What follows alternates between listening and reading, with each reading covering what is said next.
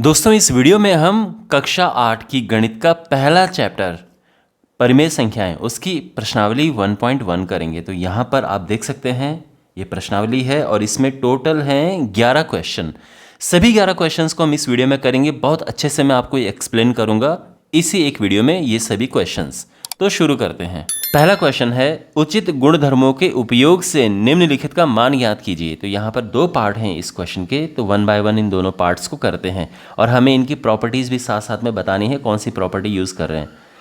तो देखो, तो यहाँ पर हम सबसे पहले क्या करेंगे कि आप यहाँ पर नोटिस करो, ये है 3/5 और ये भी है 3/5।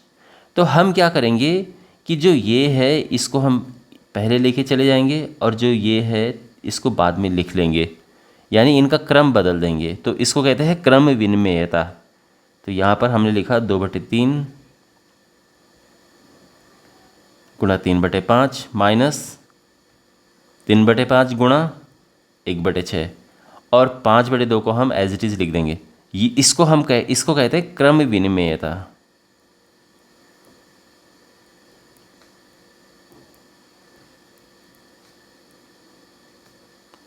मतलब क्रम हम चेंज कर देते हैं। तो जैसे तो देखो, क्रम विनिमेयता होती है कि जैसे a + b है उसको हमने b + a लिख दिया है।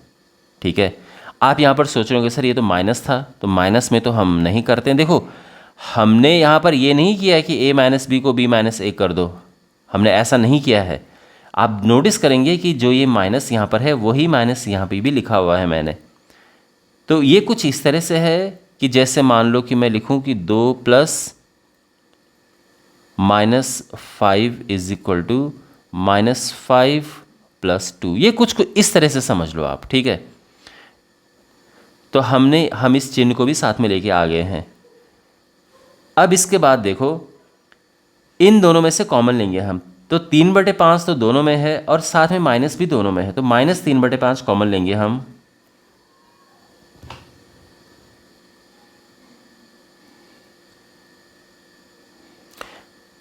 -3/5 कॉमन लिया, अंदर यहाँ पर बचा 2/3 इधर बचा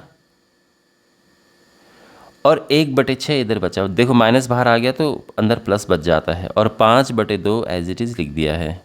ठीक है,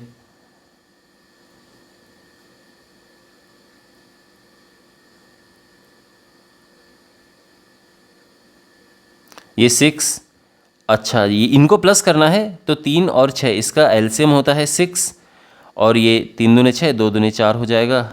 इतना तो आपको आता होगा प्लस करना, मैं उम्मीद करता हूँ।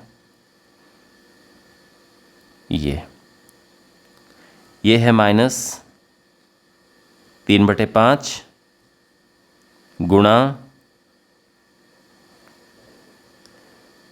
5/6 है ना, 4 + 5 5/6 और ये 5/2 यहाँ पर आ गया। अब ये 5 से तो 5 कटा, 3 से ये कट जाएगा 2 बार, तो ये हो जाएगा -1/2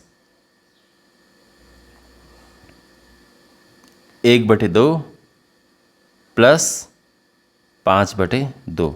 अब इनको प्लस करेंगे हम तो 2 ये है, -1 + 5 ये हो जाएगा 4/2 और ये आ जाएगा 2 हमारा आंसर, इस तरह से। ठीक है, तो ये है, आई होप आपको ये समझ आया होगा। अब सेकंड पार्ट देखो इसका, यहाँ पर सेकंड पार्ट में भी देखो। अब आप सोचो क्या करना चाहिए हमें। तो आप नोटिस कर रहे होंगे कि 2/5 ये है और 2/5 ये है, तो 2/5 2/5 वालों को इकट्ठा कर दो।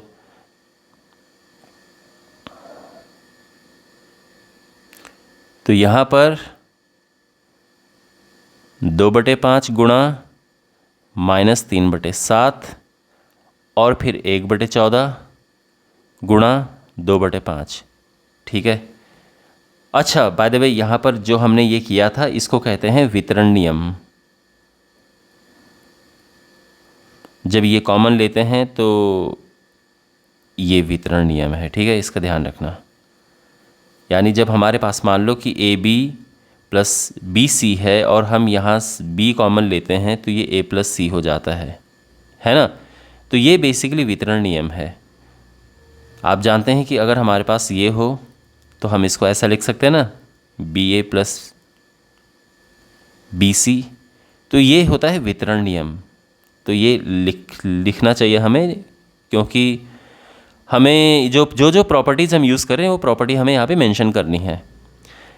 अच्छा एनीवे वापस इस क्वेश्चन पर आते हैं। तो ये हुआ 1/6 गुणा 3/2। यहाँ पर आप समझ गए होंगे हमने क्रम विनिमयता यूज़ की है।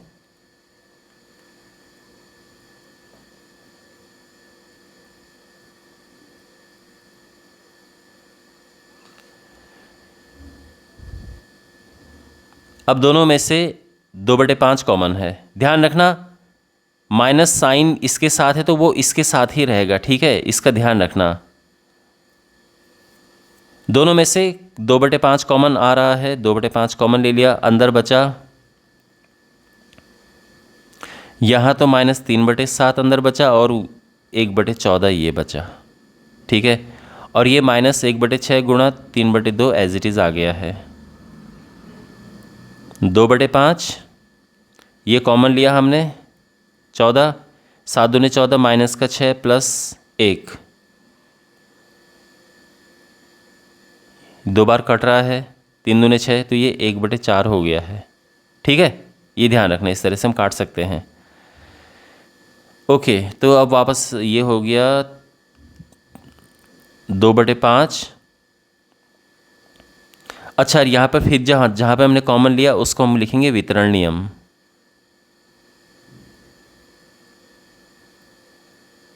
ओके जहाँ पे हमने कॉमन लिया। अच्छा ये हो जाएगा -6 + 1 5 होता है और ये 14 आ गया -1/4। अब ये गुणा है यहाँ पर तो ये तो 5 से 5 कट जाएगा और 2 से 14 तो ये आ जाएगा -1/7 और ये है -1/4। अब ये हो जाएगा 28 -4 -7 -11/28 और यह हमारा आंसर है, ठीक।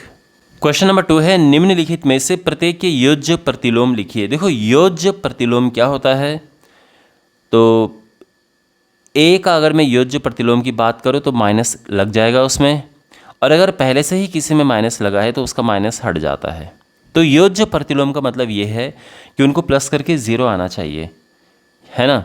जैसे मान लो कि 5 है तो 5 का योज्य प्रतिलोम होता है -5, क्योंकि आप जानते हो कि अगर आप इन दोनों को प्लस करोगे तो ये 0 आ जाएगा। तो ये है योज्य प्रतिलोम। और अब 1 बाय 1 इनको करते हैं। तो सबसे पहले 2/8, तो 2/8 का योज्य प्रतिलोम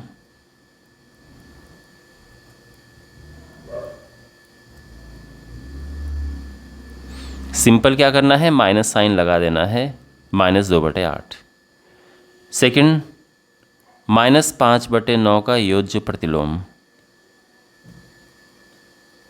तो सीधे माइनस लगा दो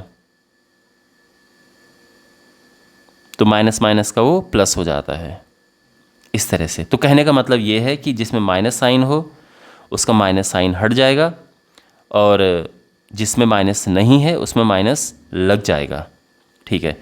तो इसका माइनस हटने का कारण क्या है कि क्योंकि योज्य प्रतिलोम में हम क्या करते हैं, माइनस साइन लगाते हैं, तो ये माइनस माइनस ये समझो कि कट गया। तीसरा पार्ट है -6/-5, -6/-5 का योज्य प्रतिलोम। तो क्या करते हैं, सीधे माइनस लगा दो, जो भी है उसमें माइनस लगा दो। तो ये माइनस से तो माइनस कट गया है ना, और ये बचा -6/5। अब हमें बताना है 2/-9 का योज्य प्रतिलोम। तो क्या कहा मैंने, सीधे माइनस लगा दो और जो भी हिसाब किताब हो रहा हो उसको कर दो। तो यहाँ पर आप देख सकते हैं कि ये माइनस माइनस कट गए, तो ये हो जाएगा 2/9, ठीक है। मतलब होता क्या है कि जो ये माइनस नीचे लिखा है ये माइनस ऊपर चला जाता है और फिर ये माइनस माइनस का प्लस हो जाता है ऐसे। फिर है पांचवा, 5th पार्ट 19/-6, इसका योज्य प्रतिलोम क्या होगा, माइनस लगा दो तो ये हो जाएगा माइनस, ये माइनस यहाँ पे लिख दो, माइनस माइनस का प्लस हुआ और यह आंसर आ गया है। तो इस तरह से हम योज्य प्रतिलोम ज्ञात करते हैं। क्वेश्चन नंबर 3 है, इसके 2 पार्ट हैं और हमें सत्यापित करना है ये। देखो माइनस एक्स बराबर एक्स, इसका क्या मतलब है? इसका मतलब ये है कि किसी संख्या का अगर आप 2 बार योज्य प्रतिलोम लोगे तो वही संख्या आ जाएगी। यानी माइनस एक्स बराबर एक्स का मतलब ये है, तो यहाँ पर ये है लिखा हुआ कि इसका तात्पर्य ये है कि किसी संख्या का जब 2 बार हम योज्य प्रतिलोम लें तो वही संख्या आ जाती है। हमें यहाँ पर ये सिद्ध करना है। तो जो पहला पार्ट है यहाँ पर देखो कि x बराबर 11/15 है, तो 11/15 का हम 2 बार योज्य प्रतिलोम लेंगे और फिर देखेंगे कि वही आया कि नहीं आया है। तो सबसे पहले 11/15 का योज्य प्रतिलोम,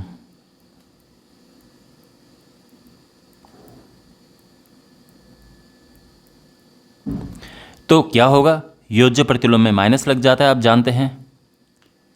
और इसके बाद फिर से इसका योज्य प्रतिलोम लेंगे, यानी -11/15 का योज्य प्रतिलोम।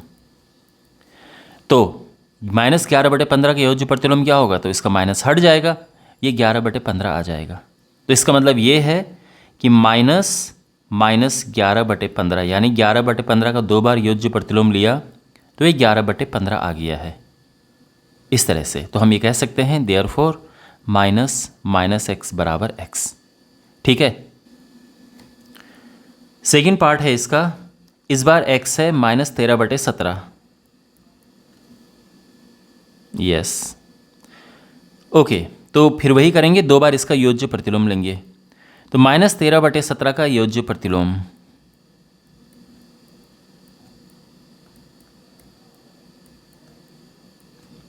तो ये इसका योज्य प्रतिलोम में इसका माइनस हट जाएगा और उसका फिर से जब हम योज्य प्रतिलोम लेंगे तो इस बार माइनस लग जाएगा, क्योंकि आप जानते हैं योज्य प्रतिलोम में क्या होता है, जहाँ माइनस लगा होता है वो हट जाता है, जहाँ नहीं लगा होता है वहाँ पे लग जाता है। ये आ गया है।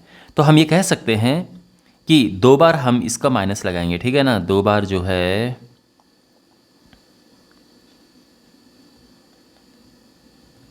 ये, तो इसका हमने यानी यहाँ पर जो लिखा है इसका 2 बार हमने योज्य प्रतिलोम लिया और ये वापस यही आ गया है। तो हम ये कह सकते हैं कि माइनस एक्स बराबर एक्स। ठीक है, समझे, इसको इसी तरह से लिखना है। बहुत ही सिंपल क्वेश्चन है ये, बट इसको करने का प्रोसेस यही है। क्वेश्चन नंबर 4 है, हमें इनका गुणात्मक प्रतिलोम ज्ञात करना है। गुणात्मक प्रतिलोम में हम क्या करते हैं, एक में उसको भाग दे देते हैं। तो अगर मैं आपसे कहूँ कि x का गुणात्मक प्रतिलोम क्या है, तो हम 1/x कर देंगे।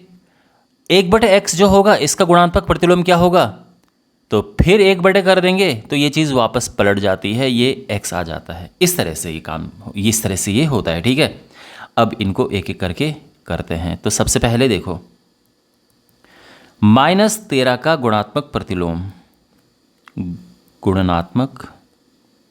गुणनात्मक या गुणात्मक कह सकते हैं आप, प्रतिलोम।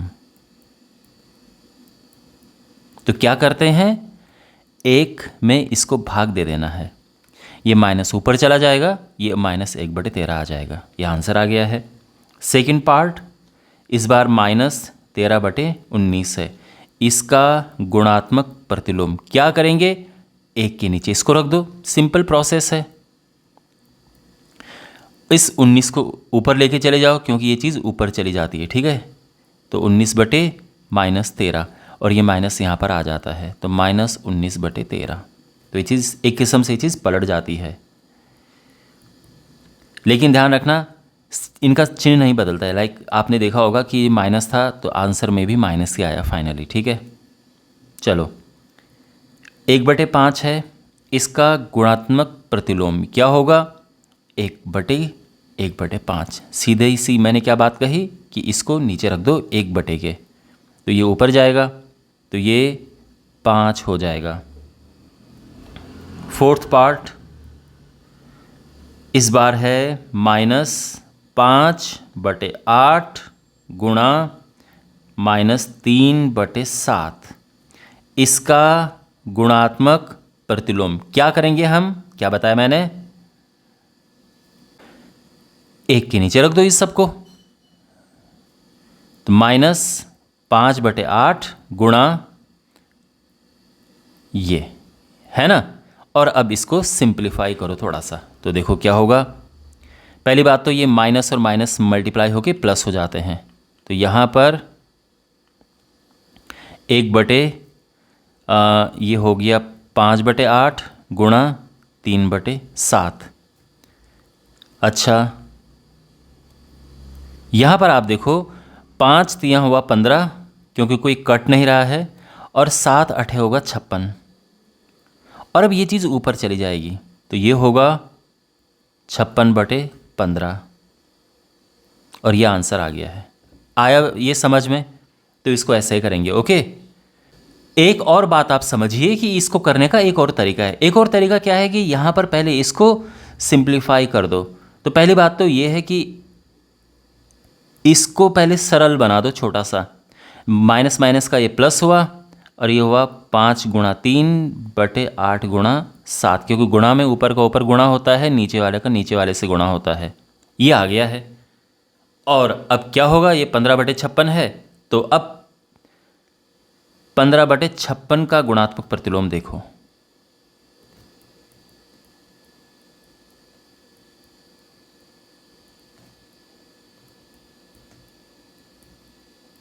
तो क्या होगा, 1/15/56, ये 56 ऊपर चला जाएगा, तो 56/15। तो ये आप किसी भी तरह से कर सकते हो, ठीक है। फिर है लास्ट, कौन सा है, नहीं अभी तो 2 पार्ट हैं। -1 गुणा -2/5, -1 गुणा -2/5। तो पहले तो इसको सरल करो, तो माइनस माइनस गुणा होगा, यहाँ पर माइनस और माइनस का गुणा होगा, ये प्लस हो जाएगा, और 2 एकम 2, तो बेसिकली ये 2/5 आ गया है। तो हम ये लिखेंगे कि -1 गुणा -2/5 अर्थात 2/5 का गुणात्मक प्रतिलोम।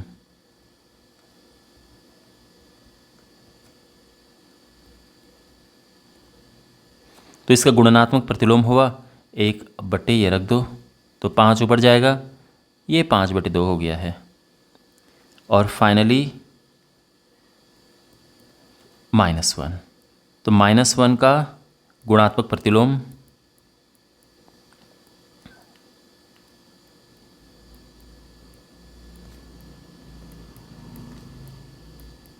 तो मैंने क्या बताया क्या करना है, 1/, के नीचे रख देना है, तो ये हो जाएगा -1। ये हमारा आंसर आ गया है, ठीक है। क्वेश्चन नंबर 5 है, यहाँ पर हमें बताने की जो ये गुणा हुआ है, ये किस गुण धर्म या किस गुण के अंतर्गत हुआ है, उस गुण का हमें नाम लिखना है। सबसे पहले में आप देख सकते हैं कि यहाँ 1 के साथ इसका गुणा हुआ है, और आप जानते हैं कि 1 के साथ किसी का भी गुणा होता है तो वही संख्या आती है। तो ये जो गुण है, इसको कहते हैं गुणनात्मक तत्समक।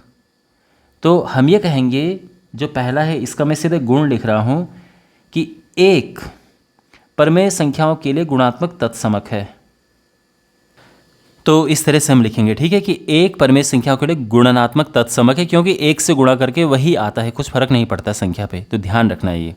तो मेन शब्द यहाँ पर क्या है, गुणनात्मक तत्समक, या इसको गुणात्मक तत्समक भी कहते हैं। सेकंड में देखो यहाँ पर क्या हुआ है, यहाँ पर आप देख सकते हैं कि क्रम विनिमयता हुई है, यानी यहाँ पे इनका क्रम बदला गया है।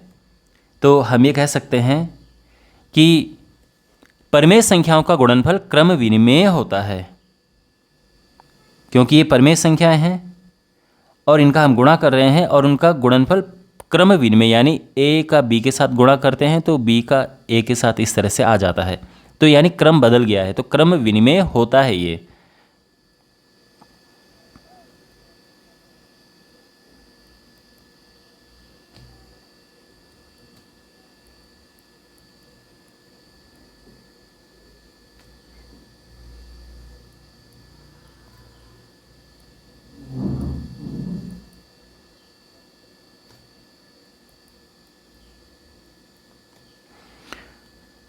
थर्ड पार्ट इसका देखो, इसमें इस संख्या का इससे हम गुणा हुआ है और 1 आ गया है।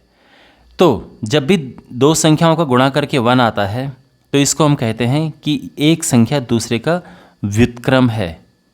तो इसको हम कहते हैं गुणात्मक प्रतिलोम। ठीक है, या आप डिटेल में लिखना चाहो तो जो ये संख्या है ये इसका गुणनात्मक प्रतिलोम है। ठीक है, इस तरह से हम इसको लिख सकते हैं, या सिंपली गुणात्मक प्रतिलोम। गुणात्मक प्रतिलोम में क्या होता है कि जब दो संख्याओं को गुणा करते हैं, मान लो मैंने x और y को गुणा किया और 1 आ गया है, तो 1 आ गया है तो इसलिए मैं ये कह सकता हूँ कि x y का गुणात्मक प्रतिलोम है या फिर y x का गुणात्मक प्रतिलोम है। जैसे 2/3 है, इसका गुणात्मक प्रतिलोम होगा 3/2, क्योंकि इनको गुणा करके 1 आ जाता है। तो यही यहाँ पर यूज़ हुआ है। क्वेश्चन नंबर 6 है, यहाँ पर ये है 6/13, ये है -7/16। 6/13 को -7/16 के व्युत्क्रम से गुणा करना है। तो इसका मतलब ये है कि पहले तो हमें ये ज्ञात करना है -7/16 का व्युत्क्रम।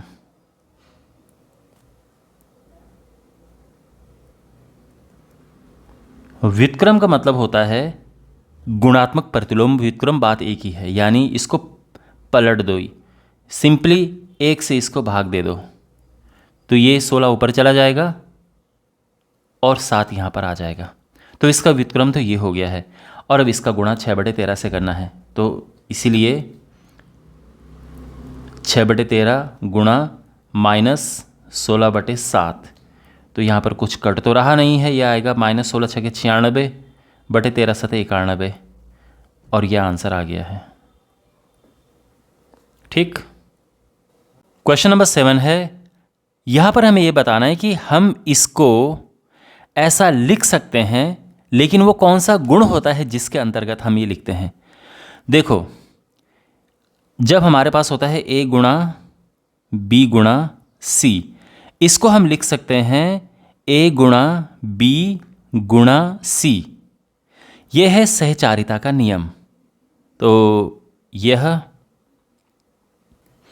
सहचारिता का नियम है। तो यहाँ पर हम इसको जो ये संख्या लिखें, इसीलिए ये जो है आप यहाँ पर देख सकते हैं, बिल्कुल ऐसा ही हुआ है। इस बार 1/3 और 6 एक साथ आ गए हैं, ठीक है ना, ये दोनों एक साथ आ गए हैं, और 4/3 थोड़ा पीछे रह गया है यहाँ पर, यानी ग्रुप चेंज कर दिया हमने। तो इसीलिए यह सहचारिता का नियम है। हम ये भी लिख सकते हैं कि परिमेय संख्याओं का गुणनफल साहचर्य होता है। ठीक है, हम इस तरह से लिख सकते हैं कि परिमेय संख्या का गुणनफल साहचर्य होता है। तो ये इसको लिखने का पूरा तरीका है। तो सिंपली आसान भाषा में ये समझो कि यह सहचारिता का नियम है, और क्योंकि यहाँ पर गुणा हो रहा है तो इसलिए हम ये कह सकते हैं कि परिमेय संख्या का गुणनफल साहचर्य होता है। क्वेश्चन नंबर 8 है, यहाँ पर ये पूछा है कि क्या ये इसका गुणात्मक प्रतिलोम है, अगर है तो क्यों है, और नहीं है तो क्यों नहीं है। देखो, गुणात्मक प्रतिलोम में क्या होता है, मैं आपको बता देता हूँ कि यदि x y का गुणात्मक प्रतिलोम है तो हम ये कह सकते हैं कि x गुणा y बराबर 1। गुणात्मक प्रतिलोम में उनको गुणा करके 1 आता है, ये ध्यान रखना।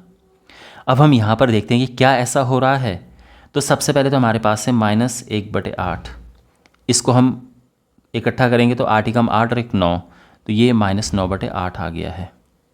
ओके, और अब देखो, इनको गुणा करके देखो,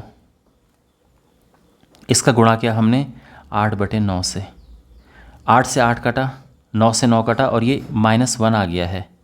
ये -1 है, तो हम ये कह सकते हैं कि चूंकि इनका गुणनफल 1 नहीं है, चूंकि -1 सही 1/8 और 8/9 का गुणनफल 1 नहीं है, इसीलिए -1 सही 1/8 का गुणात्मक प्रतिलोम 8/9 नहीं है। ठीक है, तो इसका आंसर ये आ चुका है। आई होप आपको ये समझ आ गया होगा। क्वेश्चन नंबर 9 है, क्या 3 सही 1/3 का गुणात्मक प्रतिलोम 0.3 है तो क्यों है, नहीं है तो क्यों नहीं है।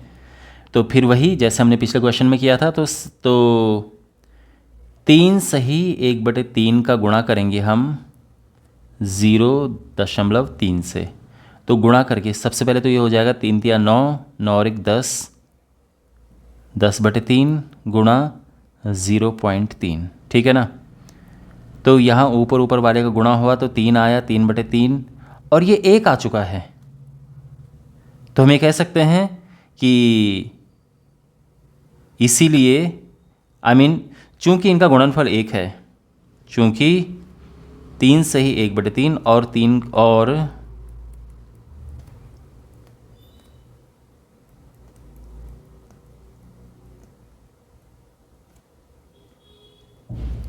चूँकि 3 सही 1/3 और 0.3 का गुणनफल 1 है, इसीलिए 3 सही 1/3 का गुणात्मक प्रतिलोम 0.3 है।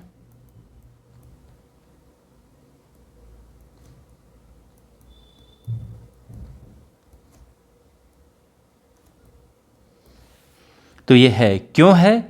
क्योंकि इनको गुणा करके 1 आ रहा है। क्वेश्चन नंबर 10 है, ऐसी परिमेय संख्या बताओ, ये पहला क्वेश्चन है, ऐसी परिमेय संख्या बताओ जिसका कोई व्युत्क्रम नहीं है। तो ऐसी परिमेय संख्या 0 है, तो यानी पहले का आंसर होगा, आप लिखेंगे 0 का कोई व्युत्क्रम नहीं है।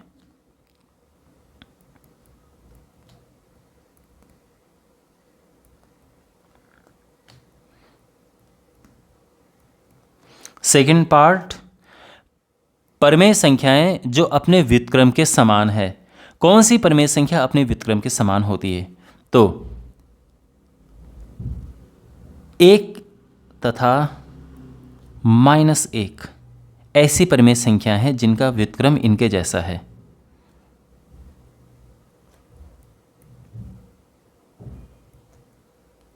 का व्युत्क्रम संख्या के समान होता है।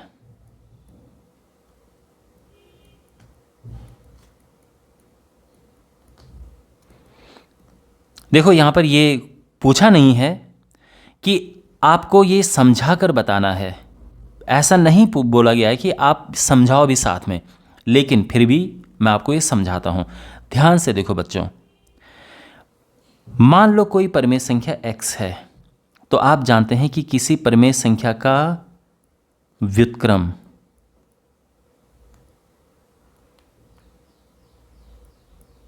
क्या होगा?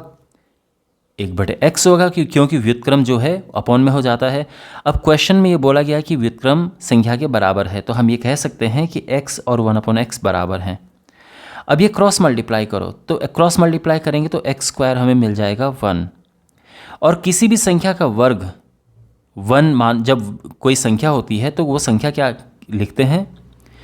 अब बताओ 1 का वर्गमूल क्या है? तो 1 का वर्गमूल होता है 1 और -1, इसलिए ये दोनों हमारे आंसर हैं। अगर आपको ये समझ आया है, अच्छी बात है, नहीं आया तो आप ऐसा बिल्कुल ऐसा लिख सकते हो, फिर आपको इसको रट लेना। दूसरा, आप ये समझो कि 1 का व्युत्क्रम क्या होता है। 1 का व्युत्क्रम क्या होगा? तो किसी का भी व्युत्क्रम निकालने के लिए उसको 1/में रख देते हैं ना, ये मैंने आपको बताया था। तो ये तो 1 ही हो गया। तो आप देख सकते हैं संख्या और व्युत्क्रम दोनों बराबर है। अगर मैं -1 का व्युत्क्रम निकालूं तो भी -1 ही आएगा। तो आप भी देख सकते हैं संख्या और व्युत्क्रम बराबर है, तो इसलिए हमारे आंसर यहां पर ये है। ठीक है। थर्ड पार्ट है, परिमेय संख्या जो अपने ऋणात्मक के समान है। कौन सी परिमेय संख्या है जो अपने ऋणात्मक के समान है? तो वैसे तो आंसर इसका 0 है, 0। लेकिन क्यों है मैं थोड़ा सा समझा देता हूं। मान लो कोई संख्या x है, तो x का ऋणात्मक क्या है? तो आप जानते हैं कि किसी संख्या के ऋणात्मक में माइनस लग जाता है, और ये दोनों बराबर हैं। क्वेश्चन में बोला गया है समान है। अब x को -x को इस तरफ लेके जाओ तो +x हो जाएगा, और इस तरह से हम ये कह सकते हैं कि 2x बराबर 0 है। अब 2x 0 है तो x भी 0 हो गया, इसलिए हमारा आंसर 0 है। दूसरी बात यह है कि 0 का ऋणात्मक क्या होगा?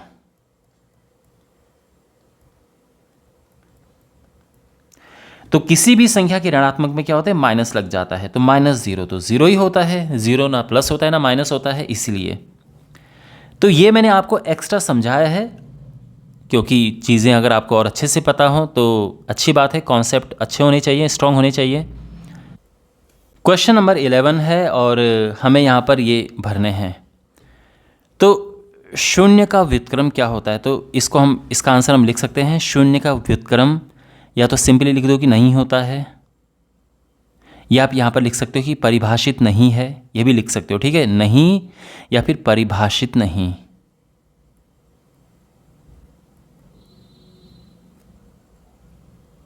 ये है क्योंकि शून्य का व्युत्क्रम 1/0 हो जाता है, किसी के भी नीचे जब 0 आता है तो वो परिभाषित नहीं होता है। संख्या क्या, कौन सी संख्या खुद की व्युत्क्रम होती है? तो 1 और -1, ये मैंने अभी आपको पीछे समझाया था पीछे वाले पार्ट में। 1 और -1 खुद के व्युत्क्रम होते हैं। -5 का व्युत्क्रम क्या है? तो किसी भी संख्या का व्युत्क्रम के लिए क्या करते हैं, 1 बटे कर देते हैं, तो 1/-5। अब -5 को ऊपर लेके चले जाओ तो ये -1/5 हो जाएगा। तो बेसिकली इसका आंसर क्या है? -1/5। अच्छा, 1/x का व्युत्क्रम है, तो 1/x का व्युत्क्रम x होगा, क्योंकि देखो 1/x है, इसका व्युत्क्रम हम लिखेंगे तो 1/1/x लिखेंगे और ये x ऊपर चला जाएगा। ये है। दो परिमेय संख्या का गुणनफल हमेशा क्या होता है? तो दो परिमेय संख्याओं का गुणनफल हमेशा परिमेय होता है। दो परिमेय संख्याओं को गुणनफल करो और उनका आप देख सकते हैं हमेशा परिमेय आता है। किसी धनात्मक परिमेय संख्या का व्युत्क्रम भी धनात्मक होता है।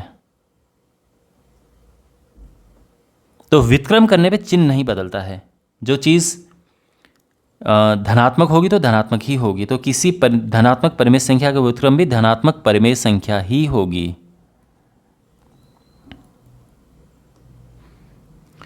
ठीक है, तो ये है। आई होप आपको समझ आ गया होगा और इसी के साथ ये प्रश्नावली समाप्त होती है। कोई डाउट हो कमेंट बॉक्स में पूछना, चैनल को सब्सक्राइब ज़रूर करना और अपने क्लासमेट्स के साथ में ये वीडियो ज़रूर शेयर करना। अगर ये वीडियो पे अच्छे व्यूज़ आते हैं तो मैं इस सीरीज़ को कंटिन्यू रखूँगा। व्यूज़ नहीं आएंगे तो मुझे भी मोटिवेशन नहीं मिलेगा, तो फिर मेरे लिए मुश्किल होगा इसको कंटिन्यू करना। तो इसलिए प्लीज़ मेरा मोटिवेशन बढ़ाइए और इस वीडियो को ज़रूर शेयर करना अपने दोस्तों के साथ में। मिलते हैं अगले वीडियो में। Take care.